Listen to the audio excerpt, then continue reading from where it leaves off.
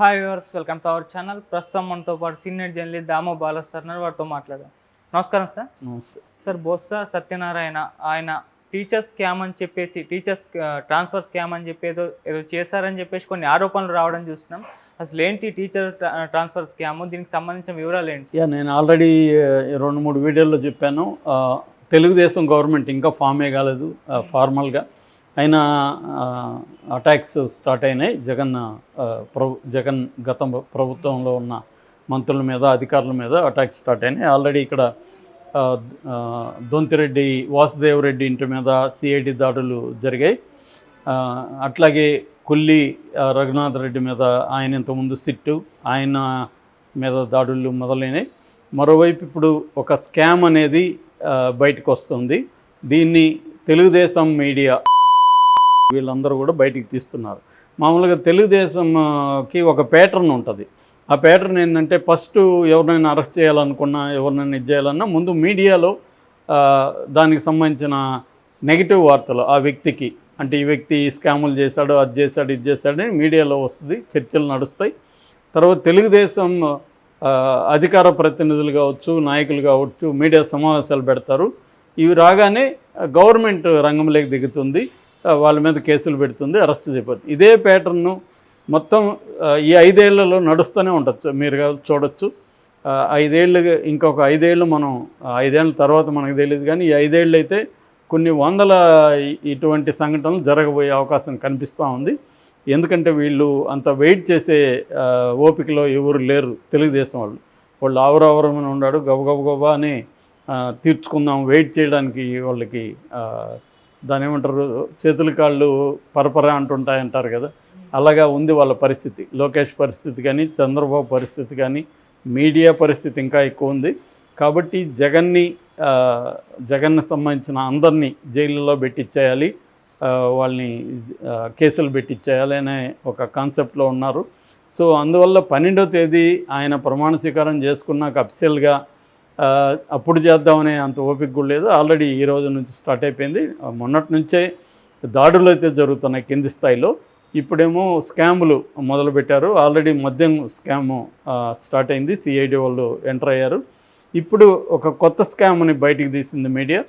అదేంటంటే, బొత్స సత్యనారాయణ విద్యాశాఖ మంత్రిగా ఉన్నప్పుడు చివరిలో ఎన్నికలకు ముందుగా ఒక 2000 మంది టీచర్ని బదిలీ చేయడానికి ఆయన డబ్బులు తీసుకున్నాడని, వాళ్ళ పిఏనే డబ్బులు వసూలు చేశాడని, కొంతమంది టీచర్లే ఆ డబ్బులు తీసుకున్న విషయాన్ని బయటికి చెప్పబోతున్నారని, పోలీస్ కేసు కూడా పెట్టబోతున్నారని. ఎందుకంటే బదిలీలన్నీ కూడా సక్రమంగా జరగలేదు. ఎందుకంటే ఈ లోపల ఎన్నికల కమిషను రావడం, దాంతో బదిలీల్ని ఆపేయడం జరిగింది. దానివల్ల ఇచ్చిన డబ్బుల్ని రిటర్న్ వీళ్ళు ఇవ్వలేదు. సో డబ్బులు ఇచ్చి కూడా మాకు బదిలీ కాకపోతే మేము ఎందుకు సైలెంట్గా ఉండాలని టీచర్లు రంగంలోకి దిగుతున్నారనేది ఇప్పుడు వస్తున్న ఆరోపణ. ఇక్కడ 2 విషయాలు ఉన్నాయి. ఒకటి, మామూలుగా ఇప్పుడు మనకి కరప్షన్ సంబంధించిన, అవినీతి సంబంధించిన చట్టాల్లో లంచం తీసుకున్నాడు ఎంత కరప్టో, లంచం ఇచ్చినోడు కూడా కరప్టే. లంచం ఇవ్వకముందు పట్టిస్తే ఏసీబీకి, నా దగ్గర తను లంచం అడుగుతున్నాడు సార్ అని ఏసీబీకి ముందు చెప్తే అది ఓకే. అటుగా లంచం ఇచ్చి నాకు పని చేయలేదు కాబట్టి నేను నిన్ను అవినీతి పరుడు అంటానంటే, పని జరుగుంటే వీడు అవినీతి పరుడు అనేవాడుగా ఇదే టీచరు. సో వీళ్ళ టీచర్ల నైతికత ఏమైంది? వాళ్ళకి పని కాలేదు కాబట్టి వస్తున్నారు, మంచిదే. కానీ పని అయింటే ఇక్కడ అవినీతి ప్రసక్తే లేదు కదా. సో ఇది స్కామ్ అనమాట. మరి ఇప్పుడు 2000 మంది టీచర్లు అంటున్నారు, చాలామందికి బదిలీలు అయినాయి అంటున్నారు. వాళ్ళు కూడా ఇరుక్కుంటారనే విషయం కూడా చూడాలి. ఎందుకంటే వాళ్ళు డబ్బులు ఇచ్చే కదా ట్రాన్స్ఫర్ అయింది. అంటే డబ్బు లేకపోతే వాళ్ళకి ఆ ట్రాన్స్ఫర్ జరిగేది కదా. ఇది నేను మా ఊర్లో ఏంటంటే, మా ఊరు స్పెషాలిటీ, మా ఊర్లో నా బ్యాచ్లో ఆ తర్వాత ఇప్పుడు యంగ్స్టర్స్ ఇంజనీర్లు వాళ్ళు అయ్యారు, కానీ నా బ్యాచ్ వరకు కూడా అందరూ టీచర్లే, ఇంటికి ఒక టీచర్ ఉంటారనమాట. సో అప్పట్లో మాకు టీచర్ ట్రైనింగ్ కోలారు కేజీఎఫ్లో ఉండేవి. అక్కడ పోయి టీచర్ ట్రైనింగ్ చేసేయడం, వచ్చేయడం. చుట్టుపక్కల స్కూల్స్ ఉంటాయన్నమాట. ఊర్లోనే ఉండి స్కూల్స్లోకి వెళ్ళిపోయి వస్తారు. వీళ్ళు ఇదే పని అప్పటి నుంచి చేసేవాళ్ళు. ఇది పెళ్ళైనాక కూడా వాళ్ళ భార్యకు కూడా టీచర్ ట్రైనింగ్ పంపిస్తారు, ఆమెకు కూడా ఎక్కడ వేస్తారు. సో ఇద్దరు కలిసి భార్య భర్త ఒకే బండి మీద కూడా వెళ్తుంటారు. సో ఈ బదిలీలు అనేవి అప్పటి నుంచి చూస్తున్నా నేను. ఖచ్చితంగా ఏ ప్రభుత్వం ఉన్నా బదిలీలకి డబ్బులు ఇచ్చి చేసుకుంటారు. దీంట్లో ఏమీ విచిత్రం లేదు. బొత్స చేశాడంటే రేపొద్దున తెలుగుదేశం ఎడ్యుకేషన్ మినిస్టర్ చేయడా ఖచ్చితంగా చేస్తారు. సో ఇక్కడ ఏంటంటే అందరూ దొంగలే. ఎవరు అధికారంలో ఉంటే వాళ్ళు వేరే దొంగని వీళ్ళు పట్టుకుంటారు. రేపు ఆ దొంగలే మళ్ళీ అధికారంలోకి వస్తే వీళ్ళు దొంగలు అవుతారు. అంటే దొంగ పోలీస్ అనే ఆట ఉంది కదా. సో ఒకప్పుడు పోలీసులే దొంగలు, దొంగలే పోలీసులు. అలాగా ఇవాళ బొత్స జరుగుతున్నట్టుగా మనకు అర్థమవుతుంది. ఎందుకంటే నేను చెప్పిన ప్యాటర్న్ ప్రకారం మీడియాలో ముందుగా వార్త వస్తుంది. వార్త వచ్చిన తర్వాత దీని మీద ఇప్పుడు తెలుగుదేశం నాయకులు అందుకొని బొత్సాని అరెస్ట్ చేయాలి, బొత్సాని ఇది చేయాలని చెప్తారు. కొంతమంది తెలుగుదేశానికి సంబంధించిన టీచర్లను రంగంలోకి దించుతారు. నా దగ్గర డబ్బులు తీసుకున్నారన్న ఆరోపణలు మొదలవుతాయి. సో వాళ్ళ పిఏను ఫస్ట్ అరెస్ట్ చేస్తారు. తర్వాత పిఏ వాంగ్మూలాన్ని బట్టి బొత్సను అరెస్ట్ చేస్తూనే ఉంటారు. ఇది జరగబోయే ప్యాటర్న్. నెక్స్ట్ మనం అది కూడా మాట్లాడుకోబోతున్నాం. సో నెక్స్ట్ కొద్ది రోజుల లోపల బొత్సని ఫస్ట్ వికెట్ బొత్స అని కూడా ఆంధ్రజ్యోతి రాసింది ఈరోజు. అంటే మేబీ బొత్సని ఫస్ట్ టార్గెట్ చేస్తున్నట్టున్నారు. సో వాళ్ళ లిస్ట్లో ఎర్ర బుక్లో రకరకాల లిస్టు రాసుకున్నాడు కదా. సో 1 by 1 తీసి ఎవరెవరు ఉన్నారు, లోకేష్ అండ్ చంద్రబాబు వీళ్ళిద్దరు. మరి వీళ్ళిద్దరిలో ఎవరు డిసైడింగ్ ఫ్యాక్టర్ కూడా తెలియదు మనకి. మోస్ట్లీ లోకేషే ఉండొచ్చు. లోకేష్కి గైడ్ చేయొచ్చు చంద్రబాబు. అంటే ఎవరిని ఎలా చేయాలి ఇవన్నీ గైడ్ చేయొచ్చు. ఆల్రెడీ లోకేష్కి ఒక మంచి టీం ఉంది. సో ఈ టీం రంగంలోకి దిగింది ఆల్రెడీ. సో ఇంకా మనకి రెవెంజీ స్టోరీ ఇంకొన్ని ఇది ఒక వెబ్ సిరీస్ లాగా ఉండబోతుంది. 5 ఏళ్ళు ఈ వెబ్ సిరీస్లో ఎన్నెన్ని ట్విస్టులు, ఏ ఎపిసోడ్లు, ఎన్ని సీజన్లు ఉంటాయో చూడాలి మనం.